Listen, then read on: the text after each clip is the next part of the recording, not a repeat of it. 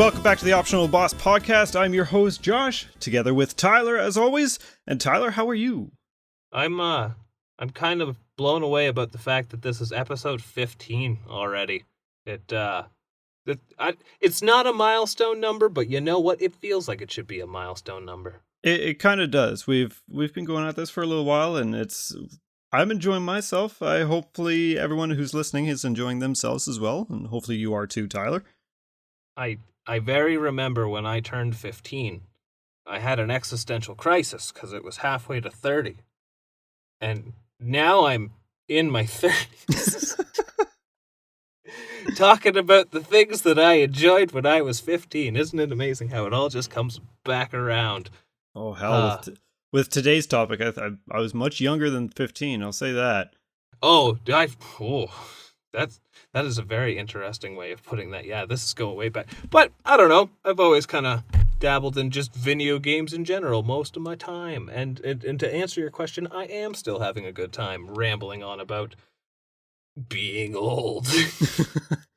Yeah, so today is going to be a very nostalgic-driven conversation as we dive into some good old DOS games. Now, I'm going to preface this a little bit, and Tyler, I didn't actually talk to you about this ahead of time, because what we've done is we've each selected some games, and I think it's safe to say that we've probably omitted some very, very standard, well-known ones, like Wolfenstein 3D or Doom. We're going to talk about some of the other stuff, some that you don't see or hear about too much nowadays, I'd say. You know what? I'll save that anecdote for when we get started. But before we start talking about the old stuff, what's new? Have you been playing anything since we went on a long ramble about the Final Fantasy series?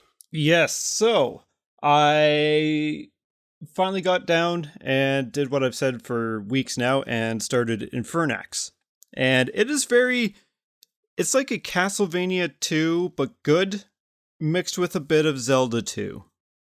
Are you implying Castlevania 2 is bad? It is not well received. I don't mind it. It has a lot of questionable design choices, but Infernax is actually a quite wonderful time. Who knows? It might show up on a Mindy's at some point, depending if you yourself play it. I could see myself giving that a go. It's got some nice retro vibes. If I'm not mistaken, it's a rather gory venture as well. Quite a bit. Not as much as I was expecting, because I heard that a lot too, but it's not as gory as I was thinking. No, it's no blasphemous. No, Blasphemous is brutal gory. Oh, but it's so good. So I finished that up. It's pretty short, so that was nice. And based on our last episode 14, a quick overview of the Final Fantasy series, Krev kind of convinced me to check out Final Fantasy 12. So I've been doing that, and I've actually really been enjoying it until my current point. Uh-oh. Oh, and you mentioned something about some kind of rage. Yes. So what I have done, where I am now, is I've just looked up I haven't looked at the walkthrough, but I've looked at the table of contents to see how close I am to finishing it up, to see if I'm just going to walk away from it or actually finish it. And it's like, I'm right at the end. I'm in I don't know what's after. It's something else that it names off, but I'm in of the walkthrough, the second last part. So it's like, okay, I'm at the end. It's a fucking tower, and I have never yelled through all my time in Elden Ring or Dark Souls at my monitor, at my screen, being so angry. And this game has just made me angry in the end. Oh my god, I was having a blast with it. I've been enjoying the story for what it is. I've been enjoying some of the characters quite a bit. And then just this ending, oh my god, it's like punching myself in the face with a damn hammer. That's kind of funny. So I know what I walked away from our discussion was 12 was kind of like the MMO for someone who's not playing online. Like that was kind of the play style that it was going for, right? Kind of. If I'm not mistaken, Krev had this really high on her list. She did, And yeah. nothing about like a rage-worthy ending came up in that discussion at all. No. So Oh, I'm glad I did pick it up, and I'm glad I'm experiencing it, but this ending is just, I want to punch myself in the face with a hammer. I don't remember what our rankings were, but I have a funny feeling this would be a very controversial shift on your totem pole for the Final Fantasies. Well, here's the thing, and something I've kind of picked up on is a lot of the Final Fantasy games seem to end with a damn tower or some kind of just massive dungeon gauntlet that Yeah. doesn't seem like it's always well balanced. So I'm actually trying to think of how many that I can think of that end with a tower. So 3 prominently ends with a tower. 4, I believe, there's a tower that goes to the moon. The final dungeon in 6 is called Kefka Tower. 7, that's more of a hole. The point remains that they do always seem to end in a very towerish gauntlet. Yes. That's like, oh. That just makes you, like, when we were talking about Cloud of Darkness or Madness or something. Cloud of Darkness, yeah. Yeah. How that was a bit of a gauntlet tower. And then just a slap in the face difficulty spike of a final boss. Oh, yeah. Yes. Like, so the normal enemies I'm not having an issue with. I'm going just flying through them. They're ants. And then I get to a boss and I'm dead within seconds. It's like, this, what? So it's recommend? No? I mean, yes, it's worth checking out. Okay. I'll say that. If you don't finish it, I'm not going to blame you. I think my assessment of 12 was it was one that I did want to try but wouldn't feel bad walking away from. It was either 12 or 15. They're both kind of in the same camp for me. So I am more inclined to check it out now that like someone can say like there is something there. Yeah, no, I'm having a good time aside from this ending bit. One thing is, since I got it on Switch, the Zodiac Age version, yeah, it has a kind of run and battle faster mode in it that you can just hit by hitting the left bumper, and thank God that is there. Because if it wasn't, I think this game would be way too drawn out with some of the lengths that you have to travel, how long the ATB system can run.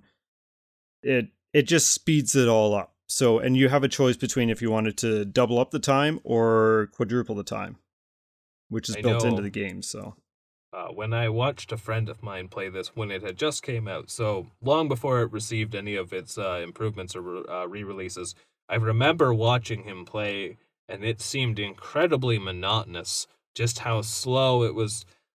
You meander over to the enemy, you kind of stand around them and hack away and hope for the best. Yeah. So I could see that being appreciated as a feature. With that speed up feature, it's so nice. And a lot of their like remasters, reports, whatever you want to call them, seem to have something similar to that, usually with some extra features built in. But this just seems to be the speed, and it is much appreciated. I'm here for the plot mode. Yeah. Yep. So that's pretty much what I've been up to. Not much else aside from dabbling into some of the things that we're going to be talking about today. How about yourself? Well, I also have been trying out something based on not specifically a recommendation from our guest, but Krev mentioned how it was Final Fantasy VII and Nier Automata had left such a great impact with them. So on a whim, I kind of been eyeing it, and I thought, you know what, I'll finally pick it up. So I picked myself up a copy of Nier for the Switch, which I have to say, first off, for being a PS4 game natively, like you could tell visually, like it could look better on a more powerful console, sure. But even that aside, what a really pretty game on the Switch. Like, my goodness, they did a really awesome job. I've heard the port is really good. It was solid. There was like a few instances in some more like really graphically intensive areas that it kind of dipped, but even still not like to a painful degree or anything. And the rest, the experience was very smooth. But as for like the game itself, now I know this is one that's like super high up on people's lists and like really, really stuck with them.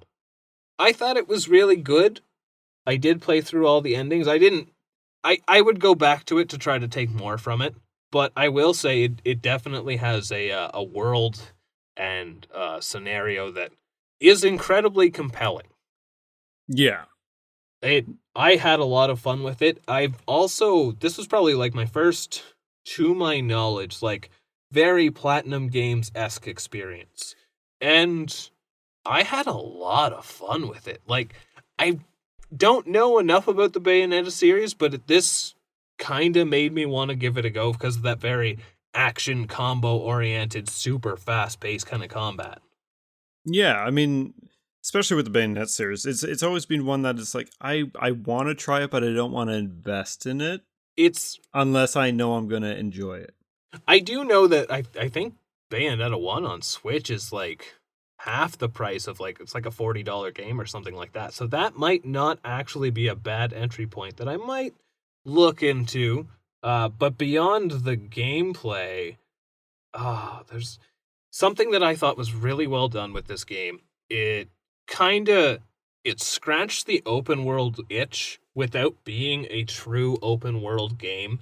It was this nice, big enough to feel explorable, but small enough to feel memorable kind of world, right? Yeah, you kind of always knew where you were going. It's not that vast where, like, The Witcher 3, you're going to notice your set pieces and your landmarks, but outside of that, you're not going to remember much. Where Nier, it's because it's much more compact. You're going to recognize almost everything.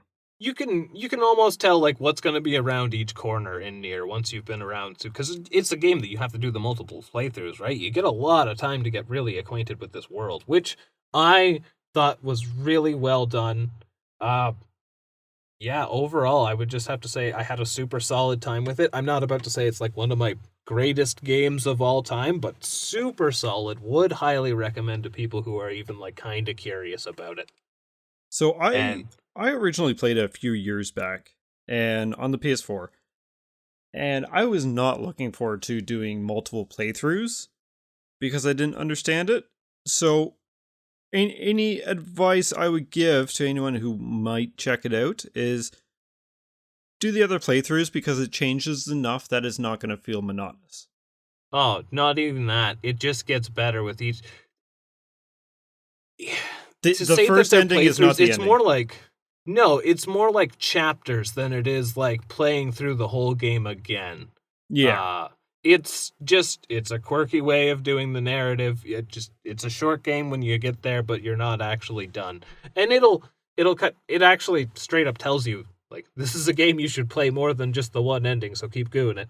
So, but usually when you hear that, it's like, okay, it's going to be New Game Plus, where this is not a New Game Plus. No, this is just the game still. Yeah. New game still. New plus. Game still. So yeah, so now that I've finished up with Nier, I have probably started 4 different things, and I'm not sure which one I am actually going to play. I did see that you launched Eastward.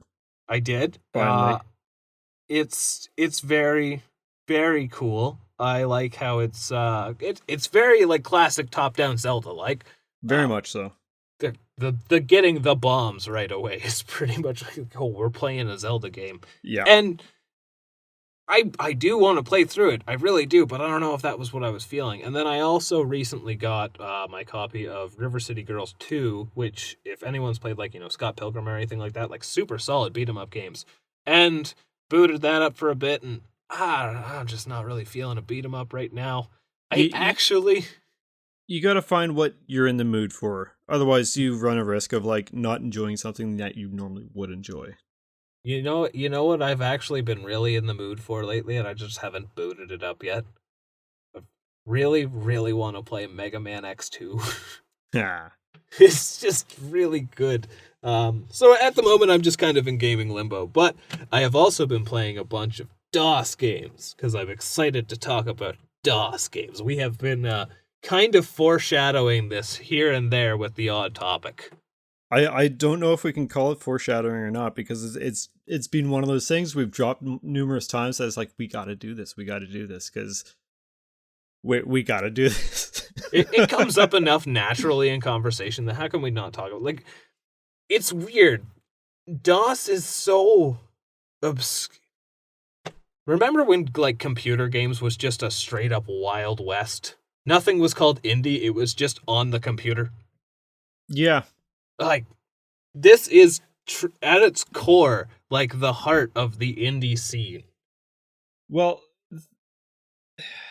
so it's so weird. Like back in the DOS days, and I don't know how many people who are listening to us even know what DOS is, but it was like the core operating system that everything ran on top of, more or less. And the games, there's a lot of games, holy crap, and it didn't take much to program them, because you could do it by yourself. A lot of these games were done by one person. And I mean, we still have that today, but like with fancy engines and all that kind of stuff, Unity, Game Maker, whatnot. These were just code that got them there. And yeah, so what we have today is we've each picked about 10 games, and we're going to alternate between them. We haven't seen each other's lists, just like normal. And because they aren't very in depth, I would say, I think 10 each is a reasonable amount. We're just kind of shooting from the hip here in this. And now, when you say 10, I don't even know how many I have here specifically, but I know that like even if it's more than 10, it's not going to be like. I can ramble these off pretty quick about why they're ridiculous. Yeah. Yep. So quite honestly, I picked 10 of my favorites, I would say. And a lot of them go back to nostalgia. Like these are what I played as a kid. And until I booted them up in, well, admittedly DOSBox on my computer the past couple days, I don't think I've played many of them recently. I love DOS. There's such a weird charm and simplicity about it. And I honestly, going back to this, like, I know I just said I want to play Mega Man X2, but I actually kind of want to go back and play some more of these games, because it's kind of weird how they feel like a step above NES quality, but like almost a little behind SNES quality for a lot of these. Yep. Now, it's kind of hard to say that as a broad term, because DOS is one of those things that people, like, there are games that came out probably dating back before the 80s, and then I don't know, you can find stuff post 2000, but like DOS itself kind of died out completely around 98, I'd say. Yeah, so, if not before. Yeah, and most of my stuff is all very early 90s. Maybe the odd late 80s stuck in here, but like I want to say like we're capping it at about 95 for these games. They're old. I would say that my top one is probably 93. Yeah. But with that said, I don't have the dates. So I just have, there's a lot of really vague information with it. You got to think like this, there was not a lot of like, there was nothing in the way of quality control, right? So people were just making anything. There's some of the goriest games you will ever see in these pixelated mishmash of blood and bones and these old, and they have this crinkly, like dying computer sounds to them. Yes. So on that note, there's a series of not quite point and click. It's like you move and type, but you see everything on the screen. It's called Hugo, and this isn't actually on my list, but just speaking of the gore bit, I remember playing as a kid and never getting too far in the first or second one, but the third one, I don't know if I beat it, but got pretty close. But so I picked up the first one just to see if it was going to be in my list here. I'm talking about it anyways, and got into the house. Simple enough.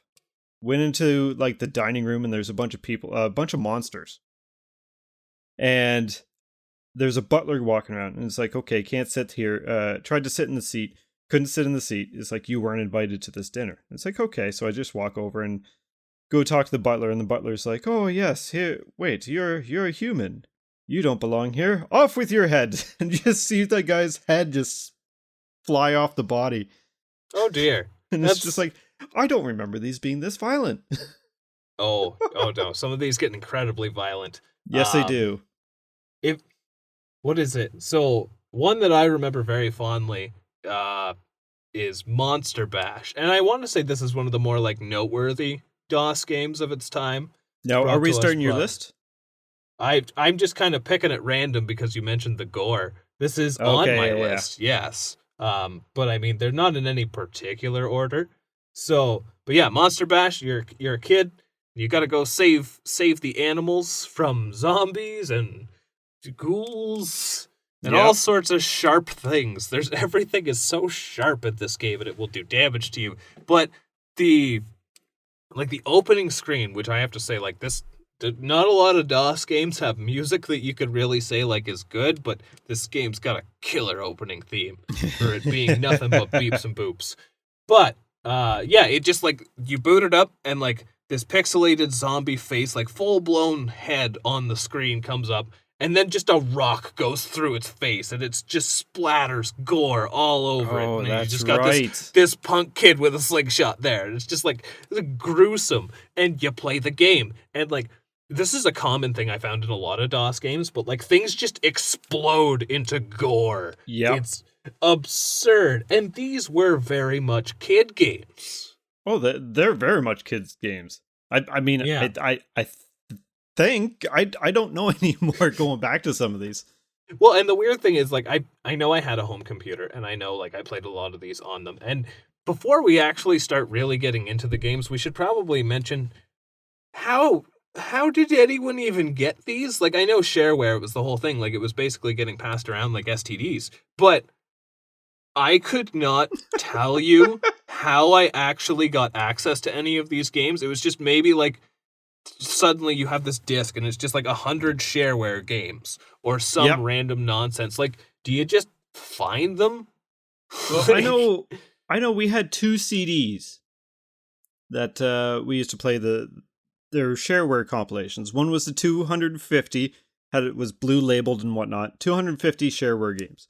And then the other one was 101, and they both had like very different games on them. So it's like, that's so mmany games just on 2 CDs, right? And it was like digging for gold. Like, you would have so many things that you would, because it's not like, did you actually go into the files and go into the README file? No, you booted up the game and you hope to God that the arrow keys, spacebar, alt, and shift did things. Yes. That was how you control and alt. Or that, yeah, or if like the very, very rare case for a DOS game where you actually use the mouse. Yes. Yeah, it was which I have a mouse only game on my list. I have a few actually. Oh. Okay, so let's start the list proper then.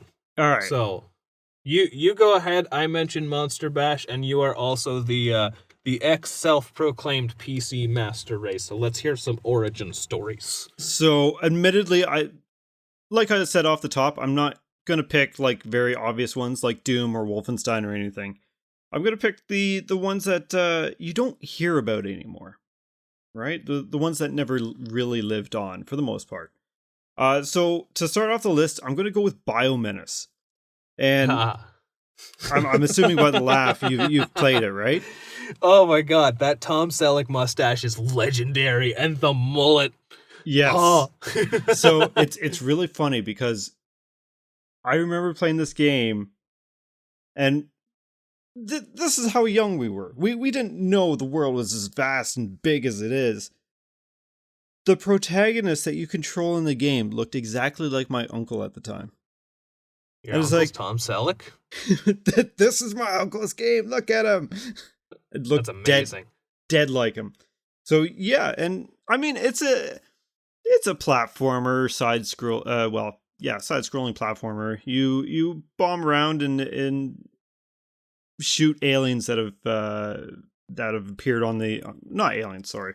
Monsters that have been genetically modified and put on the world. And it's like, okay, go do a recon mission, find out what's going on. So you take a biplane and you get shot down into the city, and like there's just dead bodies everywhere with these like monsters running around killing everything. It is quite fun. And then every level you have like a hostage that you got to rescue. So you got to find the key to the hostage, and then they give you the key to exit the level, and then you move on. So I booted this one up. I do remember this one as a kid, but I didn't play it a lot. But that mustache, it remains in your memory. And that weird like blue toothy thing in the title screen. Yeah. But yeah, as soon as you boot up the game, there's like it's like a crashed helicopter, and I think you can actually go towards it and you find like some ammo and stuff like that. But then there's just crashed cop cars and dead bodies all over the ground, and it's like, your character sprite's actually like pretty big. Like, this is a surprisingly detailed looking game, and then the most cartoony looking monsters you've ever seen. Like, Yep. it's just like a pink blob with cartoon eyes and maybe teeth. Like, they do not have nearly the detail of anything else, and it's super jarring. Not till you get further on in. Then you get like the slime monsters who spit out or like vomit slime on you. So I have a confession to make about a lot of these games that I'm talking about today. I didn't get very far in a lot of them because it turns out a lot of these games are hard as fuck. Yes, they are. Surprisingly. So yeah, Biomenace is one I haven't actually beat. You're talking about NES hard, like, no, this is DOS hard. Like, this is where the real hardcore kid gamers came from. DOS, Death of Souls. Neat. So yeah, Biomenace. It's a good time, and this was one thing that you notice with the DOS era games is skin was red. Yes, it's like it's this weird mishmash of like pink and red pixels. Yeah, because just thinking back, Hugo was that Biomenace is, and a couple of these other ones are the most surreal flesh tone for your. I don't know, because DOS was kind of varying in its specs, because if I'm not mistaken, that had to accommodate for like different things, right? So you could get like 2 color versions of games, 16 and 32, right? Yep. So, but you never know like how detailed of a game you were gonna get until you started. No. And I actually kind of like how in like really obscure indie horror scenes these days, they really like those really grainy, low poly, kind of like DOS graphics these days. And they actually make... It's a terrifying art form. It is. It really is. These horror games, they last for... Like, they're still scary looking, I will say that. I think it's because when it's a pixelated mess, like just think of the Resident Evil 1, where yes, it's campy and whatnot, and the polygons are just atrocious. There's a lot to be said of what your imagination will fill in the voids. So, it's funny actually, just thinking about, like, because playing a lot of these games, there are, like, very small details that, like, I genuinely remember being absolutely terrified of as a child. Yep. And, yeah, they're all very simple designs, but the simplicity does add to the horror. It does. It really does. But, yeah. Any other thoughts on Biomenace and its mustache? Nope. Oh, I urge you all to look at that mustache. It is quite legendary. The mustache. Yeah, it's a pretty simplistic game. Like there's weapons that you can get and whatnot, but it's a good time. I liked it. It was nice platformer shooting stuff. Like a lot of my picks fit along the platformer genre, which I mean that's just my bread and butter, that's for sure. Yeah. So one that What's on your list? That my first one is a platformer, unsurprisingly, and it is called Hocus Pocus, and it is and I feel like I have a few, like, these guys are someone I very much remember from my childhood, but this is by Apogee, and came out in 94, and it is... So is Biomenace. I had a feeling Biomenace was Apogee. I've got a few on here that are them, and they would be like some of your more conventional developers at the time. Yeah. So, yeah, Hocus Pocus is very by the numbers, like, you are a nondescript cloaked wizard type guy, like an apprentice, I think, and you shoot, like, little lightning bolts, and these big wizards will tell you to get your keys and unlock hints, and it's very, very by the numbers. You, like, collect all the gems and get to the end of the levels, and I don't know what it is about it, but something about its just stupid simplicity is so enjoyable. You know what? I feel like a lot of these DOS games are because of their simplicity and just how not relaxing, but there's just something about them that maybe it's the nostalgia rose-tinted glasses. I feel like that's a big part of it because Yes. a lot of what these games are doing is very unimpressive. Like, I can predict what is going to happen in this Hocus Pocus game. I go down a corridor, like, 2D platform or whatever, and once I get to the end of it, because that's where my gem or the thing, the MacGuffin to beat the level, and I'll get to the end, and then a bunch of enemies will spawn in the path that I need to go back. And then I shoot them, and then I do some platforming. It's not the most exceptional thing, but something about it just feels so good. Yeah. And I think that statement can kind of go with a lot of these games is by today's standards, they are rough, but we're going to love them regardless.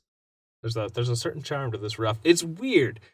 I feel like DOS games are, how do I say this without it coming across as belittling?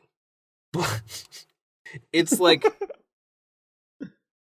a little bit more of a legitimate quality style of like a Flash game, right? And that is not to diminish Flash games by any means, but these are there's some wicked Flash games out there. I can't wait for us to do what is essentially a sequel to this topic with Flash games. But yes.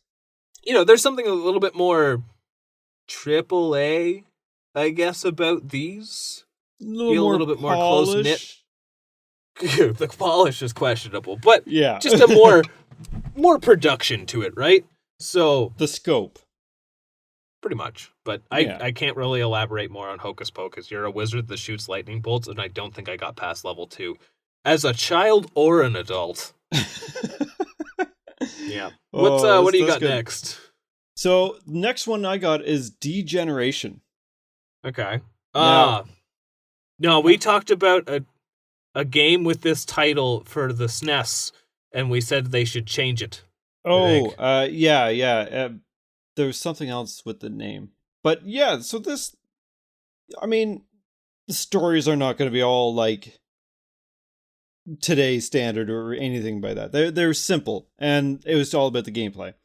So this story-wise is just your courier delivery. You show up to this facility, and something has gone wrong. And all the machines are out to kill everyone. So you have to go in and try and save everyone from the place and get them out. I'm sorry, what machines? You're just making a delivery and all the machines have gone crazy. All the machines in the facility. This was a missing detail.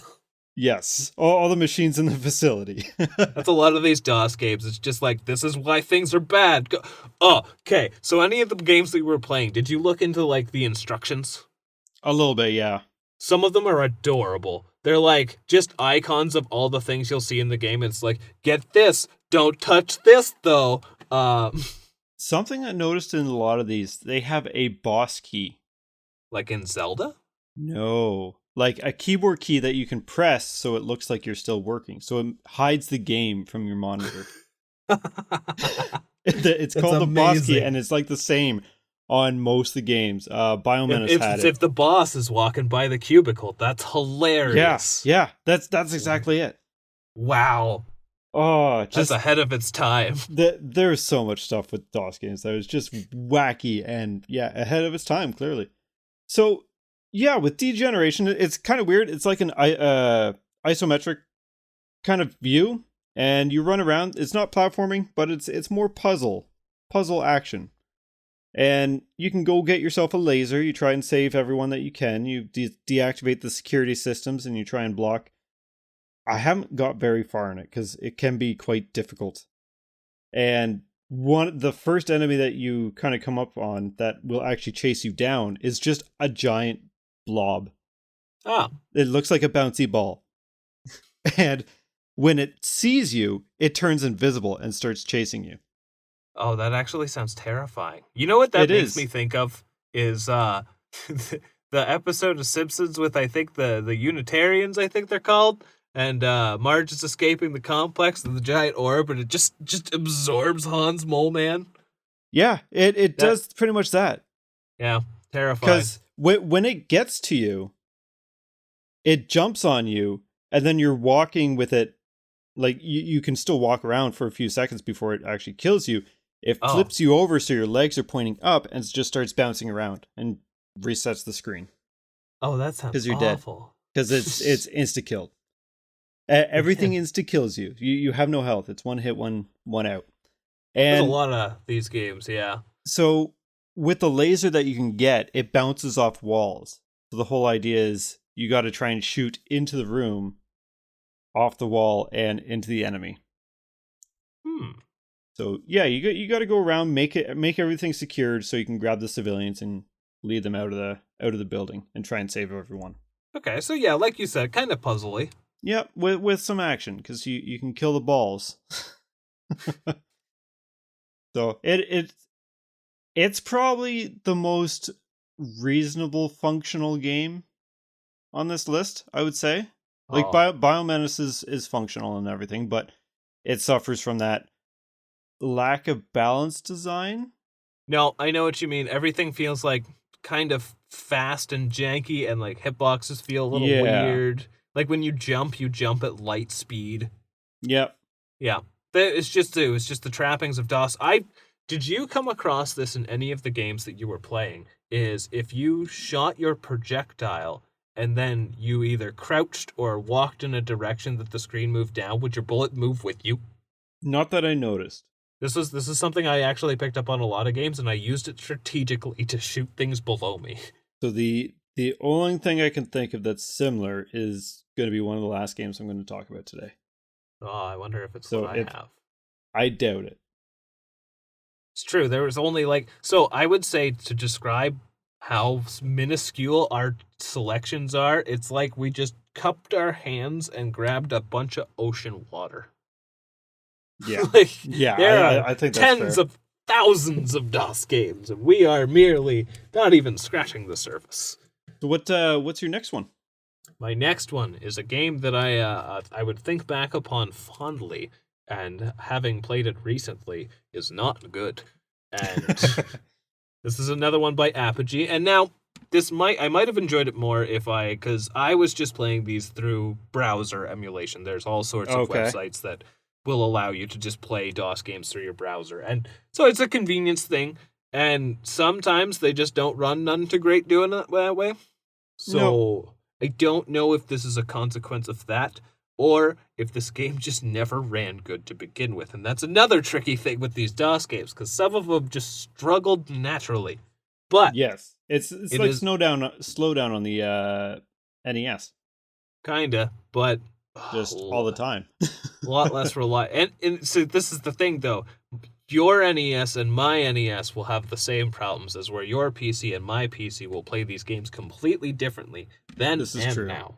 But the game is called Halloween Harry, or also renamed to Alien Carnage.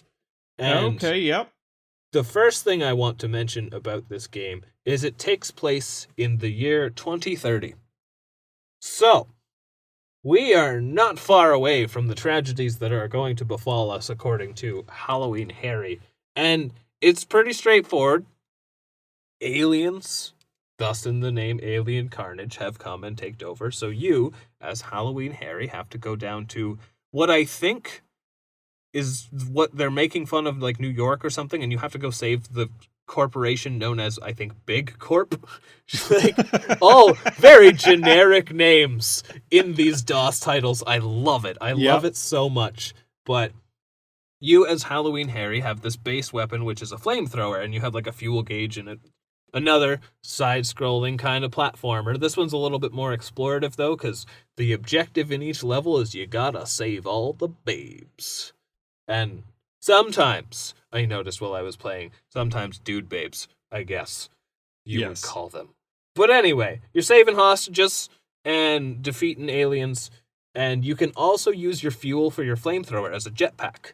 And your jetpack is your jump, and it's so slow. And the fact that you can run out of fuel and you just don't have a natural jump, or maybe you do, and I just couldn't find the button. I'm not entirely certain. But you could just trap yourself in a pit, and you're like, well, I guess I'm done with this game. But, in its defense, it's a very pretty-looking DOS game. It's got some pretty nice graphics for the time. It is.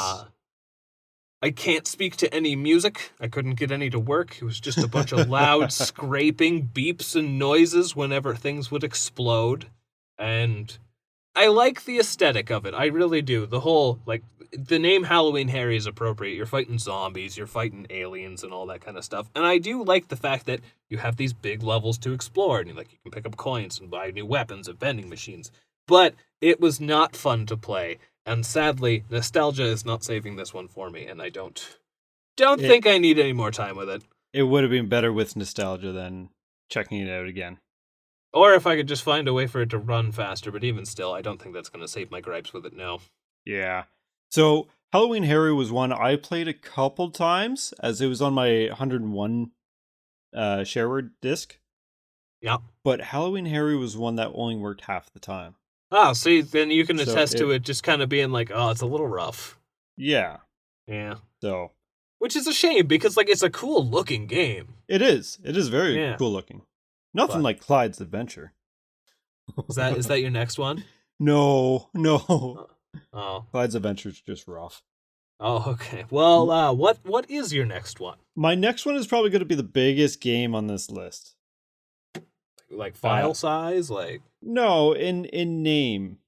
But I don't hear these ones get talked about enough because it's been overshadowed by its 3D counterpart and its meme that it's caused for ages. Duke Nukem 2. I thought you were gonna say Grand Theft Auto. No. Was there Grand Theft Auto on DOS? Yeah, and I didn't put it on my list, but I played the shit out of it when I was a kid. It was really good, actually. Like, it's the old top-down style, right? But yep.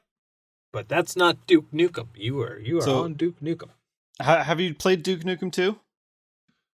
Okay, so I know that Duke Nukem used to be like a side-scrolling platformer.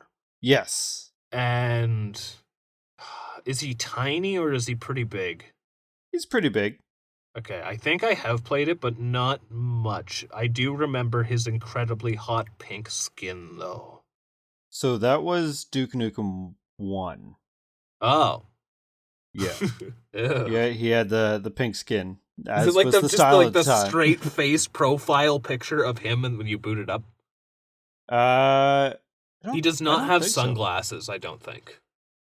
I don't think so, no. This is before Duke was cool. He was just a badass. Not cool, just a badass. Just a nukem. So like you start off in like a jail of some sort and you've clearly broken out and you just happen to have a gun on you. And you make your way and you start blasting people away and getting out. I'm assuming they're aliens. There's some slime monsters in like contamination areas that if you shoot open the glass, they'll come out and start coming to you. And then all the computer screens on the background just say Duke Nukem escaped. Alert, Nukem escaped. This is probably going to actually be my favorite Duke Nukem game. I would probably agree with you, even with my very little experience with them. I don't know. I have played Duke Nukem 3D, and it's like, it's all right, I guess, but it's not my thing, you know? But Duke Nukem 2, I played a lot of this as a kid, next to Doom. I feel like I've seen time. I don't know if it's the final boss or if it's just like a regular boss in Duke Nukem 2, but it's like this Dr. Evil looking guy in like a spaceship that just shoots rockets at you. I think so, yeah. It's sure, been a long time. I don't even think I can barely think of any of these games that I even got to a boss to, so I really can't judge you for not knowing off the top of your head. That's fair. Yeah. What's your next one? My next one. So Duke Nukem, is that also Apogee? Yes. Okay, so Apogee is definitely just dominating the nostalgia here. So I have like yes, it is. 2 games that I'm just kind of lumping together because they're incredibly similar. Okay. But that would be Crystal Caves and Secret Agent. Yes. Both by Apogee. And they both play incredibly similarly, right? Yes. But I would say the biggest difference... So here's the cool thing about Crystal Caves. I don't want to say the word Metroidvania. But I do like how it starts you off in like this big room of a level select kind of, right? Like the level select like is almost a level. Yeah, but it's almost like a level in its own right. And Yeah, Crystal Caves is very straightforward. You just have to go in and find all the gems. And something I found incredibly charming about these DOS games, it really takes you back to a particular time in gaming when like nonsensical points were just king. Like you are getting thousands upon thousands of points that do not matter for doing anything in these games. And it's oddly like quite the endorphin rush. I don't know. It's doing what app games are doing now. But yeah, you explore, you collect the crystals, and you move on to further levels, and it's so colorful, but also has some of the most terrifying low design creatures I've ever seen. Yep. There's this like big green, it just looks like a poorly drawn person with one tone of skin. And it just looks so very creepy. And there's like these gooey eyes jumping around. Yep. Yeah, but it feels really good to play. Like even today? Yeah, it's just a solid platformer all around, and also it's got these delightful nostalgic boops and boops. And of course. Secret Agent I didn't play as much, and instead of having that like level as a level select, it kind of had like the top-down open world level select, not unlike your Marios, or I don't have it on my list because it's one of the more obvious ones, but kind of like Commander Keen. Yep. Which should be on this list, but that I feel like that's one of the more popular ones, right? So, but yeah, Crystal Caves and Secret Agent, they're ones that I actually might go back and play a bit more, like, soon. So, it's funny, because Secret Agent was one I was going to put on my list. Same with Crystal Caves, so I'm kind of glad I didn't. Yeah. And yeah, they play very similarly, just also different. It's weird. It's like it's running on the same core. Do you want space flavor, or do you want 007 flavor? Yeah. Yeah. Pretty much. No, they feel really good for like just very simplistic kind of platformers with a basic shooting kind of ability. So, speaking of still feeling good, my next game, Jetpack. Oh my god. Okay, so I think out of all the things I played, this is my favorite. Yes. Oh, this game feels so good. It still feels good. And it's just Load Runner with a jetpack. Yeah, pretty much. Done by like a handful of people. Who? Impulse Software is what I have down here for it. Okay. I don't know what they've gone on to do, but I don't know if anything. No. Sorry, quick mention back on Crystal Caves. There was an HD version put out on Steam not that long ago. Oh, cool. Within the past 5-10 years. Wasn't there like an Apogee collection? Mm-hmm. I might actually want to check that out. Which has Monster Bash and stuff. But no, this was like an actual Apogee published HD remaster of Crystal Caves. That's really cool. I think Fan just redid it exactly to a T, just cleaned it up for modern systems, and then gave it to Apogee, and they released it. I mean, that's basically Mega Man versus Street Fighter. Yeah. So back to Jetpack. Jetpack it's a platformer. Pretty much like what Tyler said. It's very much a load runner, just with a jetpack. You break down the bricks and everything. Although, like, when an enemy falls in that, it just falls straight through. It doesn't just stop, like in Load Runner. So you can lead things. You can trap enemies in behind walls, lead them out of the way, and all that. And some of them get really, really complicated on how to finish. And I wish I looked this up, because there's an absorbent amount of levels in this game. But I almost want to say that there's like almost 100 levels or something. I could believe that, because it's the game has a built-in level editor. Yes, it does. And that's another thing that's really cool, is like a damn level editor in a DOS game. Right? No, I think that's revolutionary, because I don't know the specifics, but I have this game down as out in 93. And given the team, like, it wasn't an Apogee software or anything like that. This is just not Sierra. It's a tiny company.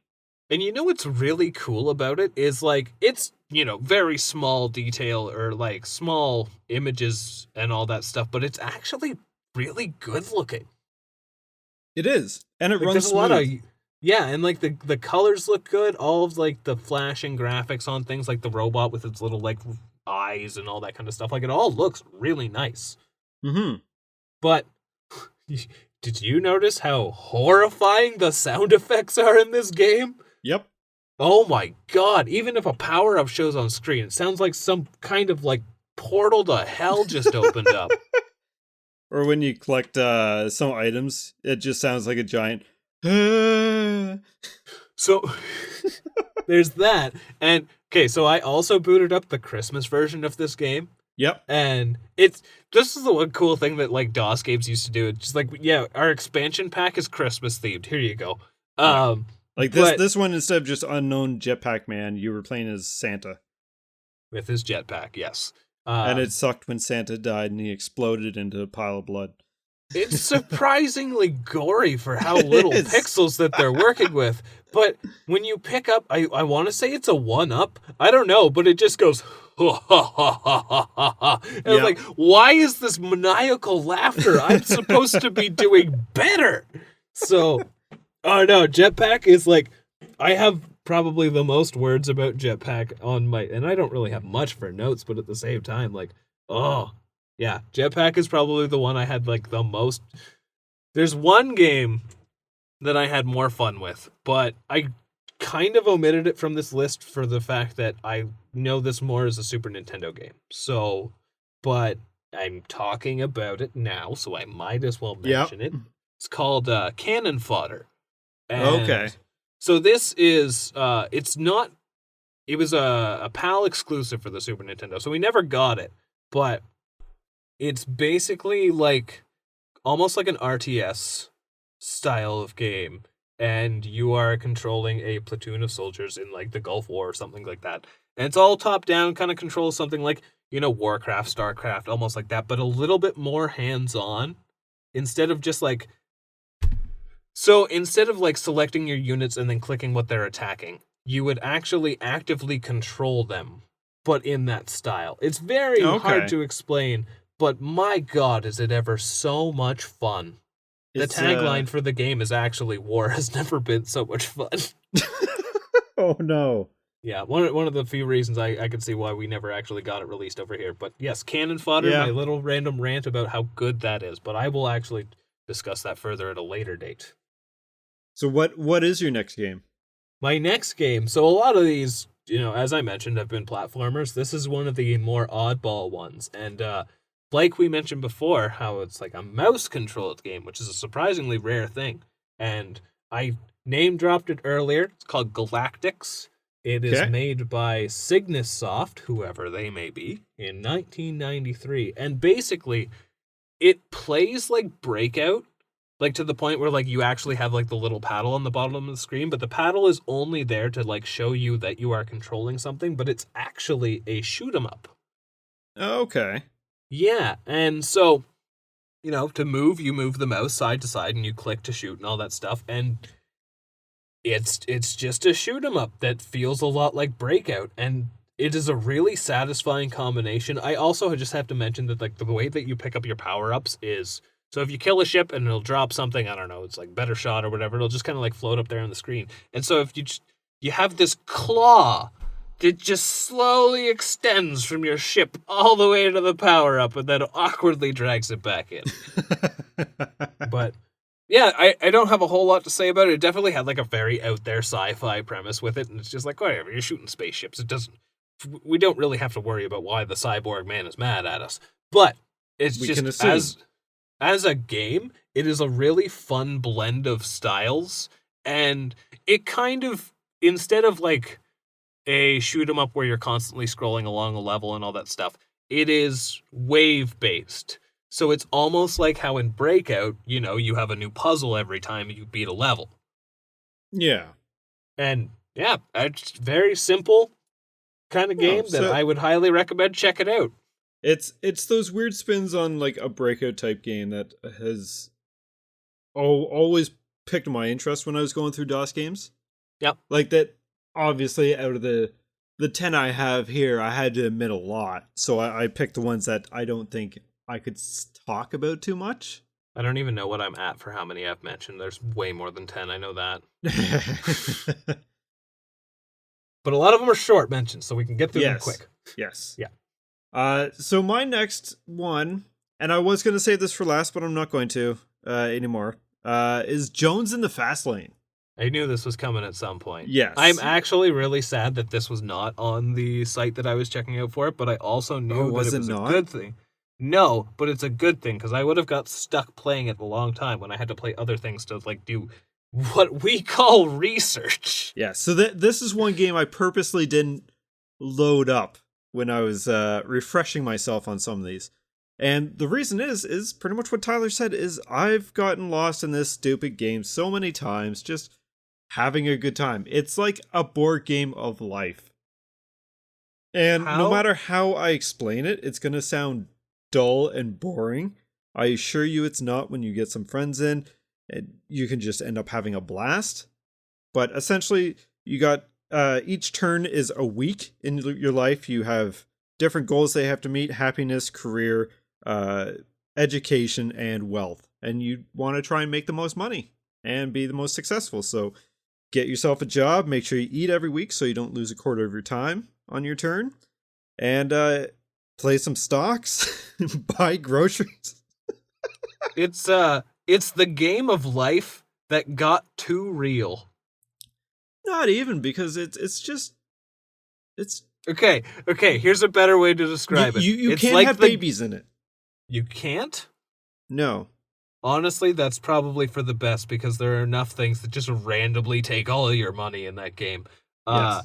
I feel like the best way I could describe it is it's like life, but if life treated you like luck in Mario Party. Yeah.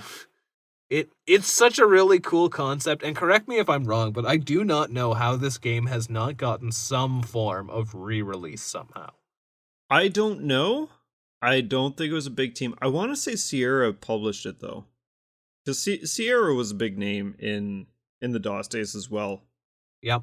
Now, I'm going to make a very, very quick story so we can get a move on. I was doing game development a little bit on the side, just more or less testing it out, but I started making a networked version of Jones in the Fast Lane. So you could play with friends in a 3D environment. So you could actually go around, get food, and get a job, and work, and whatnot, and get the education, and lose time if you didn't eat. But that's about where it got to.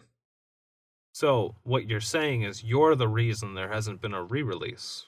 Because I never finished it. That is really cool, though.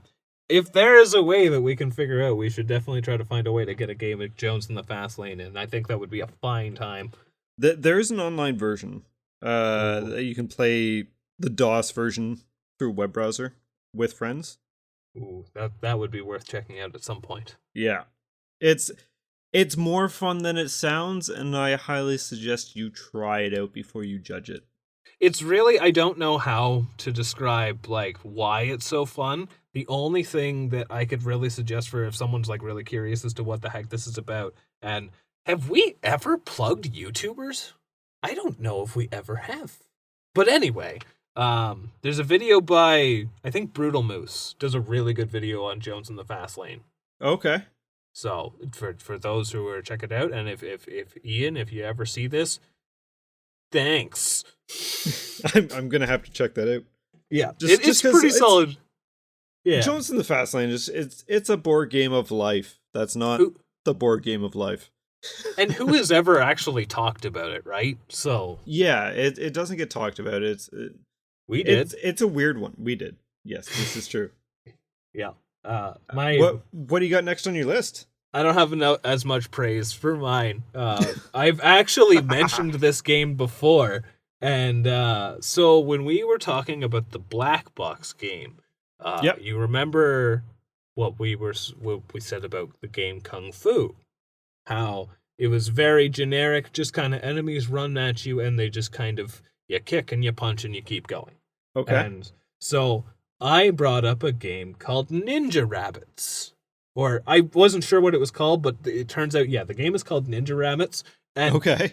this is one of the hardest games I have ever played. And I had it on easy. And I'm thinking, like, of course I didn't get far in this game as a kid. I was a kid. Oh, how wrong I was. This is absurd. So, enemies run at you. They take more than one hit, which is very difficult because from what I could decipher in the time that I played this, you have two, I can't even say three, so I'm going to say 2.5 different kind of attacks you can do. And your standard attack is you very slowly pull out a stick and bunk them on the head. And so it usually takes about 2 of those, and you could defeat these. All the while, there's like ceramic pots or something just raining on you for no reason. And it kind of plays like a side-scrolling beat-em-up, but it always gives you these weird choices, like, do you want to go down in the sewers? Even though there's no difference. You're gonna lose either way you go. Just one of those weird-ass DOS games that just showed up out of nowhere and you played because that's what you had to play. Yep, and your other attack is like this little pathetic kick that's a little bit faster than the stick bonk, but not fast enough to actually make progress in this game. There's like little power-up boxes that'll drop from the sky slowly. I never for the life of me figured out how to actually get these power-ups. I think you have to hit them, because they just explode when they hit the ground. And not only that, sometimes they're not power-ups, they're just death. Oh, jeez. And so I don't know if I will ever know what level 2 in Ninja Rabbits looks like. But it's also a really weird-looking game. Like, they went with this oddly detailed... Like, it's kind of an interesting art style in a sort of horrific way. Okay. Yeah, so it's worth a look at, but I'm kind of okay. I'm gonna look it up. Actually, no. I'm gonna talk. Then I'm gonna look it up on my phone. What was it called? Ninja Rabbits, and Rabbits. It is made by Villa Crespo Soft. Okay. Good job, guys. 1992. It's a game, that is for sure. So. My next game, and I hate that I can't say the second part of this word properly, because English, I'm no good at English, even though it's my original language. It's Ken's Labyrinth. I did it. Oh, did I look at this? This sounds really familiar. So Ken's Labyrinth is like a take Wolfenstein 3D and just kind of silly it up a bit. So the game is very painfully self-aware. You're shooting like this slime or gum or something at enemies. You have an unlimited amount. And you just go around, try and figure out where the keys are that open the door that get you into the next area. And as a kid, I loved this game quite a bit. It was like a tame version of Doom, we'll say. Wolfenstein, more like. And playing it now, it's still okay. I when I was going through it, it's like, oh, this is pretty easy. This is pretty easy. This is pretty easy. Until it wasn't. And then it just cranked the difficulty up when I opened a door, a giant 8-ball started chasing me around. So I'm running around like Indiana Jones going through the labyrinth. And then all of a sudden another 8-ball spawned from where the other one did. So now I got 2, 3, 4. And then I have to make a choice. And whatever room I go into out of these 5 doors that I come across could mean certain death, but one is good. And I entered the wrong one 4 times. Oh no. While being chased by 8-balls, because they're homing. They don't just go down a path, they follow you. So wait, you said this was like kind of Doom-like? Yeah, more Wolfenstein 3D. Okay. So I just lumped together a few of like because I didn't really play a lot of Doom, but the games that I played that are like Doom. Okay. Because there were so many flavors of Doom back in the days of DOS. Yes, there was. One that I played a lot, and really don't need to go into a lot of detail with it, was Star Wars Dark Forces, which is just straight up Doom with a Star Wars coat of paint. Really?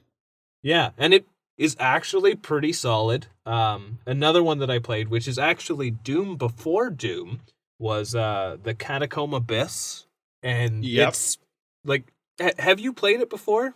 Yes, and Yeah, I actually pulled it up when I was doing stuff for this episode to refresh myself. Yeah, like it's the God. original id shooter. Did you just Yeah. find Ninja Rabbits? No, the Catacomb Abyss. Oh, The no.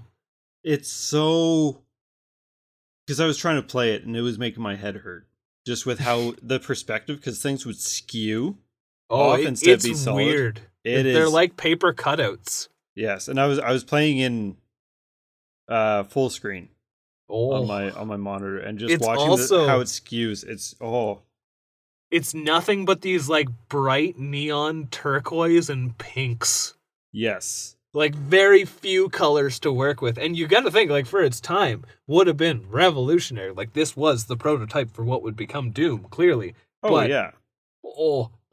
It's something else. But the one that I hold closest to my heart as like my Doom game was always Heretic. Yep. And Heretic is just fucking cool. It's just medieval Doom, but something about it, I just always enjoyed a lot more, that aesthetic. The whole, like, castles and magic and demons. I mean, I know that the whole thing of Doom is demons, but these are much more fantasy demons, not... I have guns mythical grafted demons. To make demons. Yeah. Mythical demons versus, like, your satanic demons. And, that's my Doom-like rapid-fire power minute.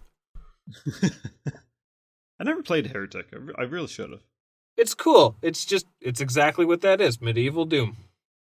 Yep, and I like Doom, so. Yeah. What's your next game?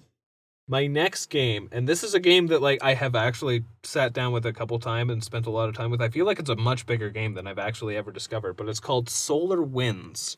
And it is by the giant mega corporation we now know as Epic Mega Games. Or yeah, they were Epic Mega Games. I think it's just Epic now, isn't it? I think so, yeah. To think where they are now and their humble beginnings. Like they were also up there like Apogee as a really big DOS company. And that's kind of why, as much as I have my old man gripes with Fortnite and all these things I don't understand, I will at least respect them from afar for that fact. Yep. I know their humble origins. But yeah, so Solar Winds is... how do I describe it? It's like a top-down space game, but it's also more of an RPG. So you get coordinates, you can go to different planets, and you can communicate, you can do trade missions, you can become a bounty hunter. There's a whole lot of variety with it. And now, as a game to play, it's kind of slow and methodical, but it's kind of cool how it's very rooted in that classic RPG structure where, like, you know, you would have a pad and paper or pen and paper next to you, you'd be taking down notes, and then, like, you would get to places and it's just like, do I want to side with these guys or say I'm going to and then betray them? Like, it seems like there's actually a lot going on with this whole, like, grand space epic. Yeah. And like I said, the gameplay feels a little bit of slow. I mean, there's some cool dogfights you can get into, but, like, it's a pretty classic feeling game. But I still think it's really cool. That's really the best way I can describe Solar Winds with the little knowledge that I have of it. But I might have to go try it out because I'm collecting DOS games now, so. Well, and I think it kind of does a pretty good job of starting it off pretty compelling because you could make the argument that it's quote unquote open world, open space, I guess. You could say this was No Man's Sky long before No Man's Sky. So you can just kind of like fuck off and explore space and go to random planets. But a lot of things will be closed off to you, right? So if you actually start off, pay attention, do the kind of opening missions, and then it'll start to open up and you can like start doing as you please. And I think it's a really cool game. Yeah. No, it sounds neat. Sounds like a spin on a genre. Which brings me to an interesting point. For as incredibly fond of RPGs as I am, not really a lot from the DOS days, at least in my own personal childhood. There are obviously a lot that I haven't found because there's so many to seep through, but at least talking today, I think that's the only one I got. Yeah, I can't think of too many DOS RPGs, to be honest. Not your traditional RPGs anyways. No, and the ones that I can think of, like not even by name, they're the very like Might and Magic style, like very Yep. traditional first-person dungeon crawler, like the D&D games and stuff. I like to dabble in them, but that's not what we're here for today. Well, Baldur's Gate 1 and 2 was DOS, I believe. Oh! I was just Same with reminded Icewind something. Dale. I forgot to say this when I was talking about Heretic.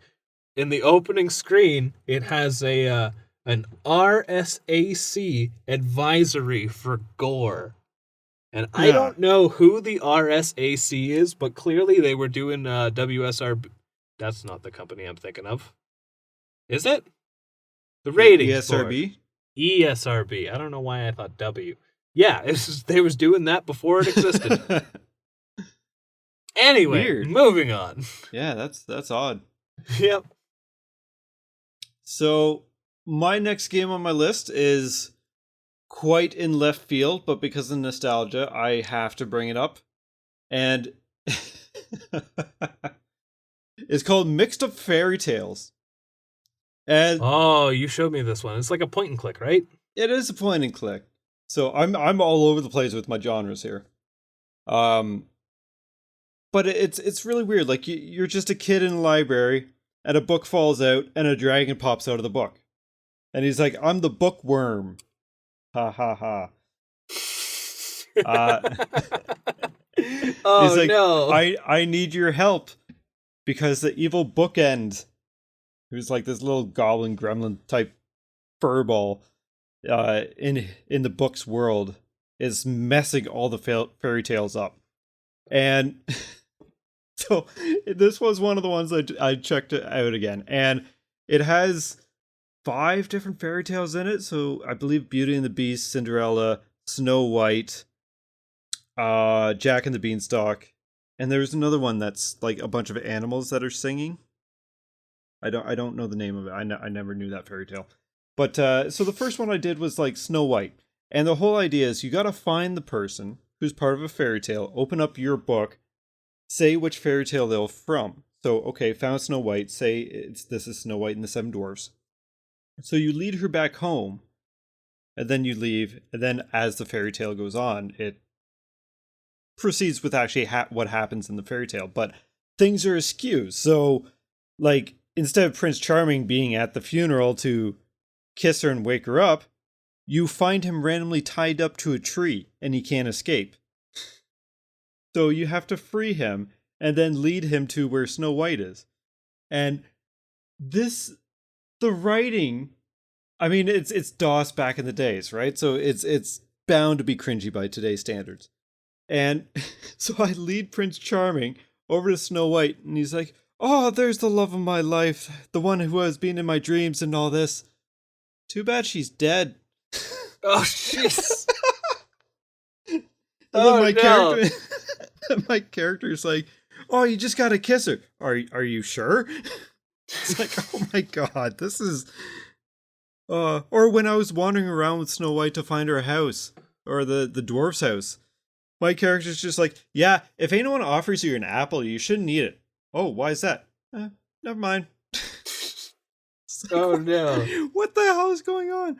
But this game is like, you finish up all the fairy tales, and obviously it has like the fairy tale ending of the fairy tales. So you end up teaching Bookend that they aren't forgetting about him. He's invited to all the parties and all this kind of stuff. He's not a loner, and that was his whole thing. Is he almost Grinch style, the Grinch Who Stole Christmas style kind of storyline. So It sounds like a wild ride of a game. it is wacky. It is wacky, and just after seeing, like, as a kid, I didn't read that much, right? I didn't read the dialogue. It's just like, okay, now what? Just continue on, and just to see, oh, the love of my life. Too bad she's dead. It's like, Oh, wait, geez. whoa. That was actually one genre that I didn't play a lot of, but I know like the DOS was king for just like point and click adventures, right? Oh, You've yeah. got all of the was it the King's Quest games? King's and Quest. classics Maniac like Mansion. Loom. Yeah, the Leisure Suit Larry series. Oh, God. I've never played one, and I don't think I ever want to. Yeah, I think I can I don't get an idea from afar.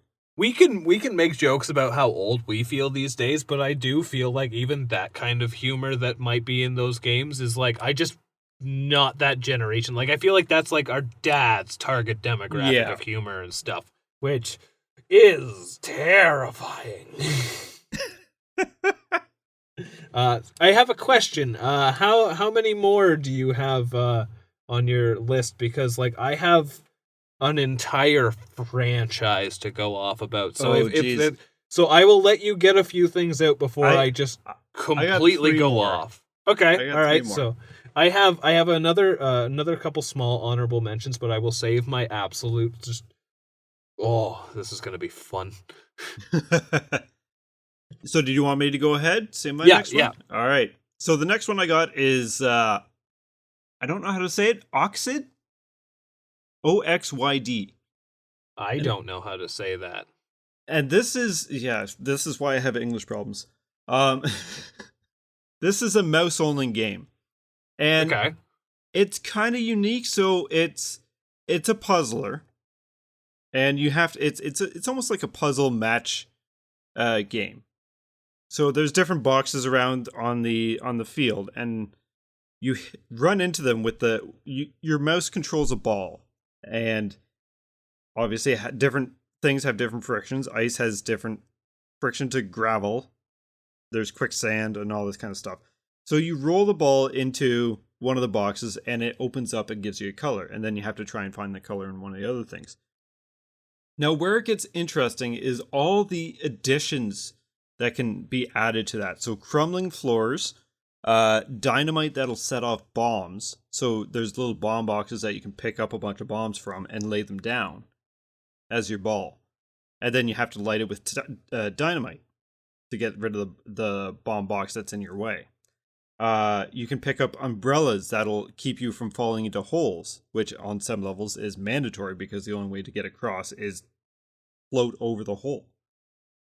All sorts of things like that, and it's one shot, one kill. So if you fall into a hole, you lose a life. If you get hit by any of the spikes or anything like that, you lose a life. It is.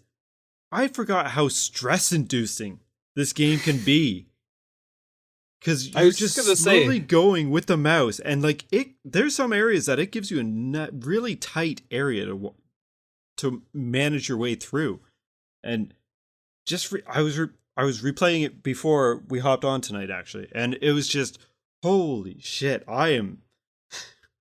My heart is racing over a frickin' DOS game. What is happening? I was gonna say, like, the mouse controls sound like they would be incredibly tense. It is. And I think that's what it is because it is a bit of a slippery feel. I mean, you're a ball. And thinking about, too, like, if you're going back to putting yourself into, like, the state of playing it in the early 90s, like, with, like, a trackball mouse. Oh, God, I didn't even think about that. Yeah. Just so, like, the slightest little bit of a shake, and you have ruined everything. Yes. So this is or it gets stuck. This is one of those games I do highly suggest, if you can, try and find a way to play it. That goes for you too, Tyler, because I can look into a DOS game. It's worth looking into because it's pretty neat.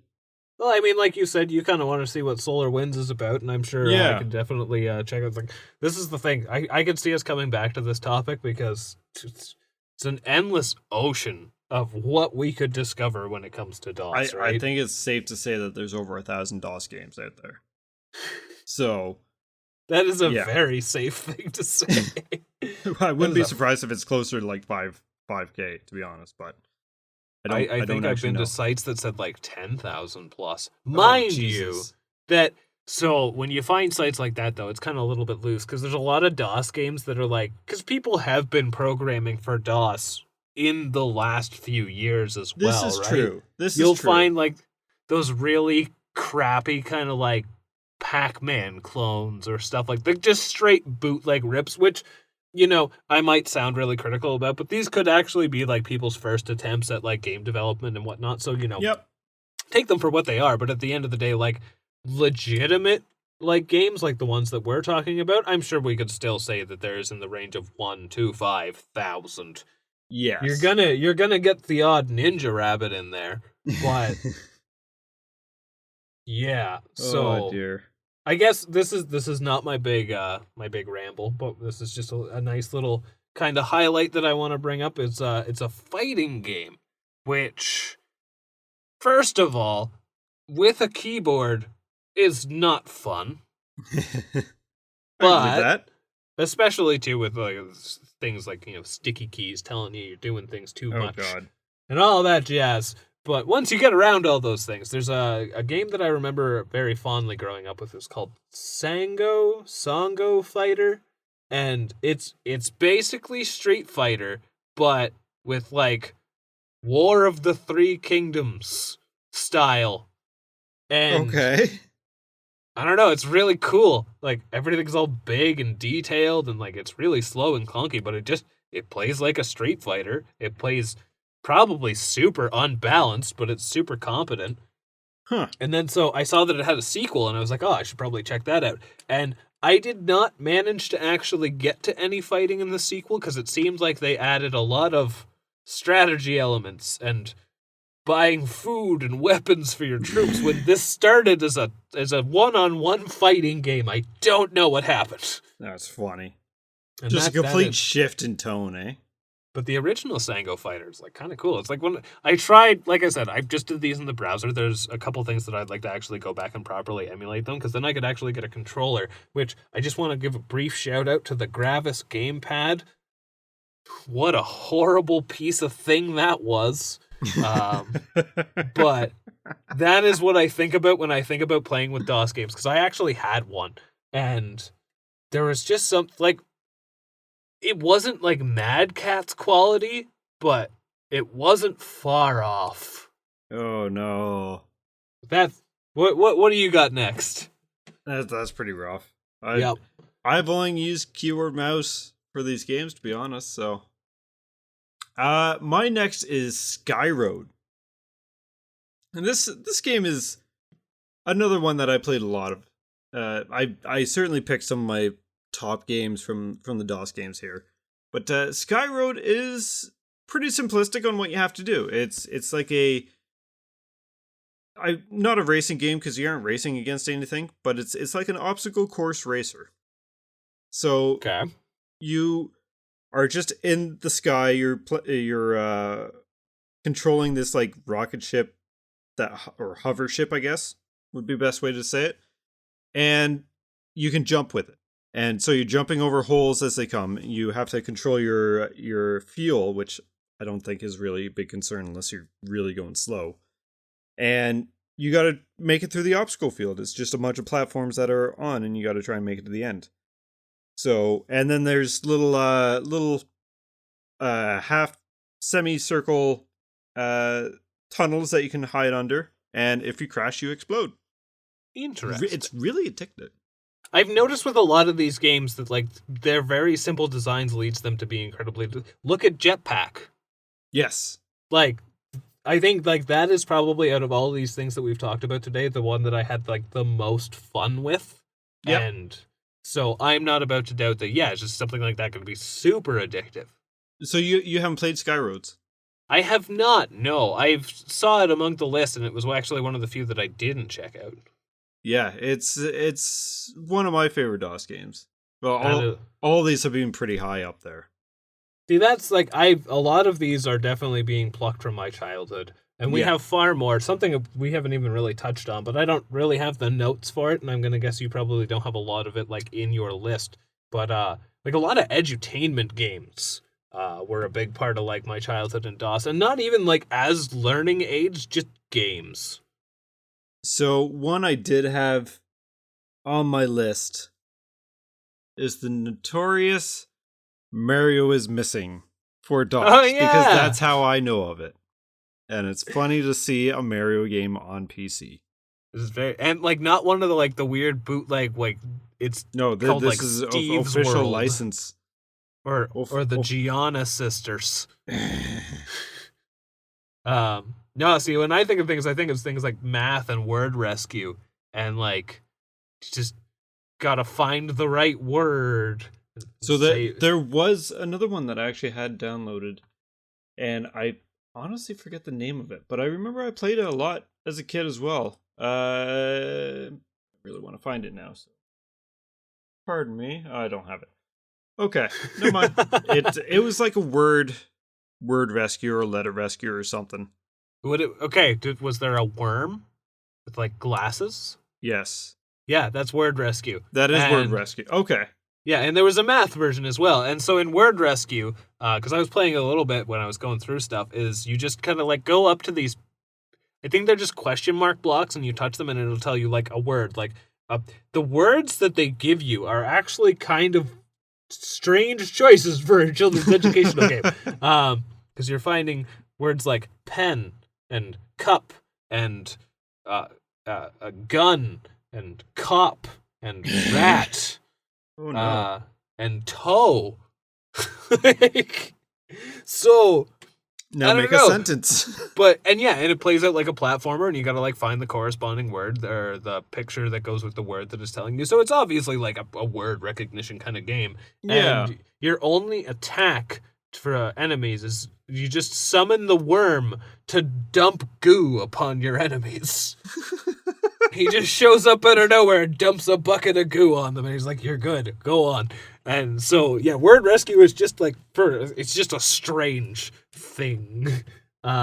Yes, it is. I know I played it a bunch because it was on that one of those discs, but it was one of the better ones on those discs. So you have one left, if I'm not mistaken. Yes. Sorry, I clicked off because I was looking for Word Rescue. Good thing I remembered what it was. Yes. So the last game I have is also the only. Oh no, that's going to be a lie. I was going to say only 3D game. Okay. But it's not because Ken's Labyrinth. So this one is Terminal Velocity. Yes, I was hoping you were going to talk about this game. I kind of kept it off my list thinking that you were going to have it. And yeah, Terminal Velocity is just cool. It is. It's like a PC version of Star Fox. Kind of. But this one you have like more you free have free movement. Range. You have free range. It's semi-open world type style, I guess, but you're flying in a plane. And you don't have Slippy barking or yelling at you. So, that's a plus.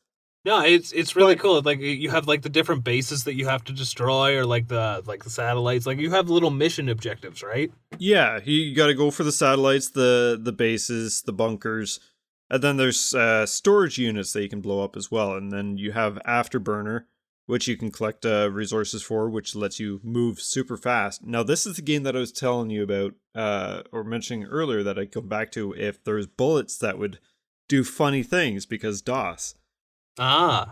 This game, if you shoot and then use your Afterburner, you can outrun your bullets. I think I remember that about that game, actually. Because this is one that I definitely played as a kid. And first of all, I want to say, like, for being a 3D kind of aerial shooter type game of its time, the dogfights are actually kind of fun. They are. They're pretty simple because the enemies don't take a whole lot of hits, but yeah, you can go upside down, you can do barrel rolls, you can do all that kind of stuff, and it works. It's even today, like you're gonna get a little not stuttering, but like lower frame rate quality. Yeah, it's playable. But in comparison to what you would expect, it is very playable today. If you can play Star Fox, you can play this. It runs better than Star Fox. Yeah. So, and then the game's set up kind of like your 3-stage structure. So, first stage, you got to go destroy the buildings, find the tunnel. The tunnel sections are like, you have moving parts. So there's things that look like a camera iris, if you will, opening and closing that you got to get through, and you use your booster for that. And then it's half walls and whatnot. We've seen it 1,000 times now in different flying games. Or platformers, even. Then you got a second level, which just adds more enemies and everything. And then a third level, which at the very end, you end up having to fight a boss. And the boss never actually got to a boss fight, so that's really cool. No? No. Did you know that there was bosses in it? No, because when I had it, I would have obviously been playing the shareware version, and I don't even know if it gave me more than just the single first level, because I remember very specifically playing it and not completing all of the objectives solely so I could just fly around. I'm pretty sure the first boss was in the shareware. I don't know. Or I avoided conflict entirely. These are both very possible outcomes for me as a child. Who knows? We're dumb Yeah. kids, right? So, but yeah, like example of the first boss, it looks like a giant robot spider, I guess. Not like a spider, but has the legs like a spider, kind of. Oh, that's cool. Kind of like a fairy merry-go-round as well. Huh. And there's 4 things on the floor that you got to go around and blow up before you can start damaging it, and it starts waving its hands around. Or its legs, or whatever you want. It's legs if it was a spider, and then you gotta try and shoot its head. So you're confined. The boss is at the end of one of those tunnel sections, so it's already cramped, and then it opens up into a big room underground, and you're trying to kill this thing while flying a ship. Second boss is up in the sky, so above the clouds and stuff. It's really neat. This is one that I know I want to get running better because, again, just the browser, right? Yeah. And I feel like that's one, if I got a controller set up actually working for it, would be a lot of fun to actually like sit down and properly try. Surprisingly, keyboard and mouse isn't too bad with it. It wasn't bad, not but keyboard and mouse, but just keyboard. Keyboard, yeah. Yeah. But very still solid. Like the argument of does it hold up? But I would say like it is still. It doesn't hurt to play. Considering when this game came out and how it's held up a lot better than a lot of the games. I would agree. Yeah, Terminal Velocity, very very cool DOS game. That if you can find a way to check it out, and you're interested into like space combat games, it's very cool. Very cool. Yep. So third section of stages feel like a Star Wars episode. Oh, that would be. I was actually thinking about it. It's like. So the Star Wars game that I mentioned earlier was made by LucasArts, and one of the few point-and-click games that I do remember from LucasArts was it's called Full Throttle. It's all about like dystopian biker gangs and stuff. It's a really cool game, and I think it's available like on more current platforms now. But thinking about it, I think I have been brought more joy from LucasArts in the DOS medium than I have any of their movies. And I'm not saying that they're bad before people start thinking that. I'm just not much of a movie person. Yes. Neither of us really are, to be fair. Okay. I think we've said that multiple times now, too. So this shouldn't be a surprise to anyone. No. Hey, are you ready for this? Yep. So, okay, first I have to preface. So, the early 90s, you were there, you can recall, everyone was kind of clamoring to have that next big mascot character, right? That recognizable household face that you can merchandise the shit out of, the next Mario, the next Sonic, what have you, right? Yep. I don't know. There's so many going through my head yet. I don't think this one's going through your head, but have you heard of Scunny the Squirrel? Oh, that just sounds so wrong. So, I have a bit of history with this franchise as a child, but I have at least what I tallied up. Let's see, 2, 3, 4, 5, 6, 7 different games under the Scunny banner. There really that many? There are really that many. And so first I'm just going to rattle off some of the ones that I didn't really play as a kid. So there was, I guess he could travel through time? I kind of dabbled into his plot a little bit. Okay. But a few of these are pretty generic kind of side-scrolling platformers, to which we have what in my mind seems to be like the first game, which is Scunny Back to the Forest. Okay, so that's the one I have played. Okay, so you know what it's like, very much like it's super janky. Yeah. But, just pretty standard, inoffensive platformer for the most part, right? And then another one that we have like it is Scunny Save Our Pizzas, which plays very similarly to Back to the Forest, but you in ancient Rome to save pizzas. I did not stick around long enough to figure out the plot of this franchise. I think I played that one too, because that sounds very familiar. And then another one that's in that similar style, but this one is a little bit more. It's Scunny in the Wild West, so the same, but he's got a pistol and it's got a western flair to it. And I'm just gonna already start off right now like, oh, this is clearly a different time, and we know this because of how things are depicted. But the first level in this game is just called "Get the Indians," and I'm like, oh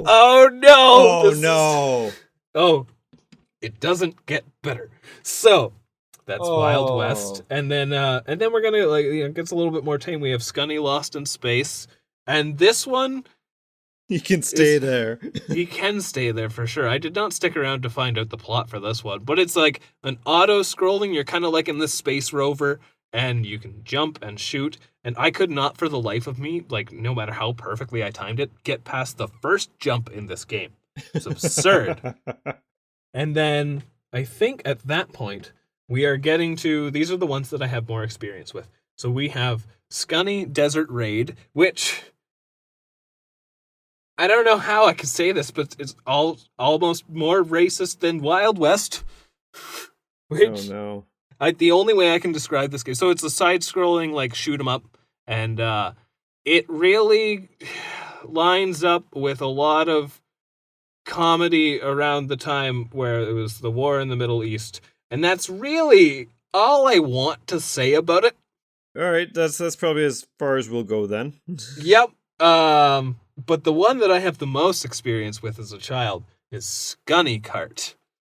Oh, now, this is a very standard Mario Kart clone, but you of course have your original cast of characters. I don't think you're ready for this. I don't think so. So we have Potami, the hippopotamus. Okay. We have Raji, the giraffe. Okay. Which I have to point out, like a lot of these, but specifically Raji, like their sprites look like they're in pain. And then we have, this sounds like a dirty word, Knackered. Okay. The duck. Yep. Which, Canard, alright, I still don't like it. And then we have Gondra, which appeared to be some kind of lizard, looked like almost like a Komodo dragon. That one was one of the least weird ones. And then we have Golfy, the ladybug. And then we have Handbag, the alligator. And then, of course, second to last, we have, our main protagonist, Scunny the squirrel. And lastly, we have Pussy, the octopus. What the fuck is this series? This is a legitimate roster for a racing. And and so that is the core Scunny franchise by Copysoft around 1993, and you'd think that's where it stopped. I thought it was, but I discovered today that there was actually, I guess, what was an attempt at a reboot of the franchise in like 1995, because these were all by Copysoft, and then there's a new one called or by Atomic Entertainment, I guess. And this is straight up so take a game that plays like Sonic 1, right? So kind of a rough feeling platformer. Okay. And then rip off Donkey Kong Country. To the point. The first level is on a pirate ship. You are fighting lizards, and immediately, as soon as the level opens, there are barrels, actual barrels, that rocket you to other barrels and spin around. I am not making this shit up. Oh, jeez. It is mind-blowing. And yet, after all of this, we talk about Bubsy. There's no love for Scunny the squirrel. No, because at least Bubsy isn't a racist prick. Oh my god! Yeah, this is... So, Bubsy's just dumb. You don't even know. Like I don't even want to talk about it, but if you check it out, you're gonna know. Like, wow, this is bad. This is really bad. And I think with that, I am ready to close the book on this dark chapter that is DOS. Oh, jeez, DOS was so fun until Scunny. Oh, and that's the thing, right? With these DOS games, like I said at the start of this all, it was really just like the Wild West of games. There was no regulation. The Wild West was the racist one. The Wild West one was really racist. Yeah. Oh dear. Yeah, all we had was the RSAC, and they were just looking out for gore and heretics. So there was really no regulation or anything. But I think that's my. Do you got any closing statements for us on this old DOS journey? No, I just want to hide under a desk now. Oh dear. Well, do you want to close this out? Oh god. So, oh my god. Yep. All right. Well, that's been another episode of the Optional Boss podcast. Hopefully you guys found it entertaining, and hopefully you were not racist like Scunny. No, don't be like Scunny. Don't be Scunny. That's going to be a saying around here. I can feel it. Oh no. So, bye everybody. Assuming that you guys like it, we'll probably continue this as a series on down the road. I mean, looking at these retro games are always a blast for us, so. It was, you know what, okay, despite how that all fell off the road, like, this was a lot of fun. I love talking about just all these weird, and... I love going back to it, too. Not what I've seen, holy fuck. Not Scunny. Now, we've done a service, now the people know. Stay away from Scunny. Yeah. But don't be afraid to go toward that review button and leave us a review, because apparently we're supposed to be asking for them. I have no idea how well they actually work for us. And with that said, if you have any questions, comments, or anything, you can DM us on Instagram or Twitter at OptionalBossPC. And we will see you next time for episode 16. Bye-bye. Take care, everybody.